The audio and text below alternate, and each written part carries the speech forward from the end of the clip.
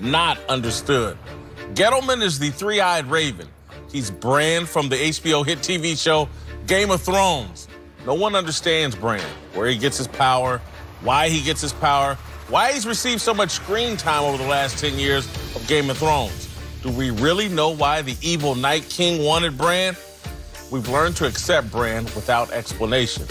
We should do the same thing for Dave Gettleman, the man being skewered for taking Duke quarterback Daniel Jones with the 6th pick in Thursday's draft. Here's Giants superfan Joe Budden reacting like many other Giants fans to the news of the New York Giants taking Jones.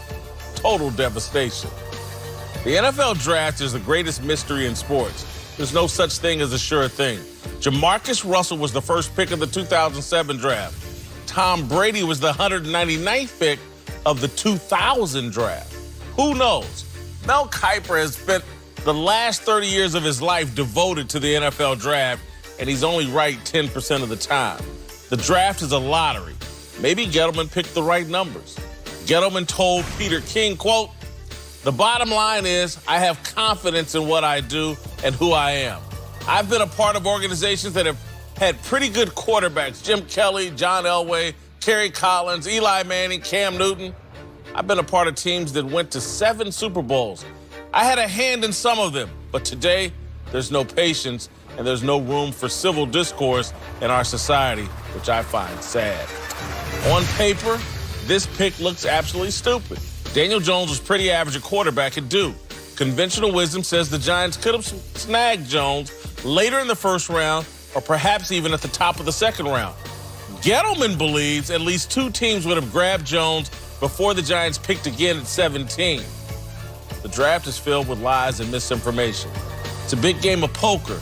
Maybe the other teams at the poker table bluffed Gettleman into raising his ante for Jones. We simply do not know. But we live in a media environment where we must pretend we know nearly everything beyond a shadow of a doubt. I'm as guilty of this as anyone.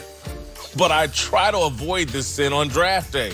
26 players were selected ahead of Dan Marino in the 1983 draft, including Todd Blackledge at number 7 by the Kansas City Chiefs. Brian Bosworth was the top pick in the 1987 supplemental draft. No one thought the Boz would be the bust. I'm willing to wait 2 or 3 years before declaring Gettleman an imbecile for selecting Jones. We just don't have enough information now to make that declaration. All right, join the desk now is Fox Sports NFL analyst Mark Schlereth and former Pro Bowl receiver TJ Houshmandzadeh. Marcellus, I'll start with you. Is the criticism of Gettleman overblown?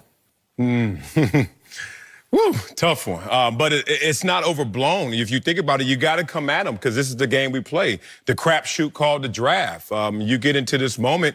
It's a game that we all know that, like any other game, you got to go out there and let it play itself out. What Gettleman did was bet on someone that I bet Joe Budden and many people never saw play in college. I mean, this is how the game, speaking of the game, everyone's reaction, not knowing what this guy has in terms of attributes. This is a 6'5" former basketball great, they say.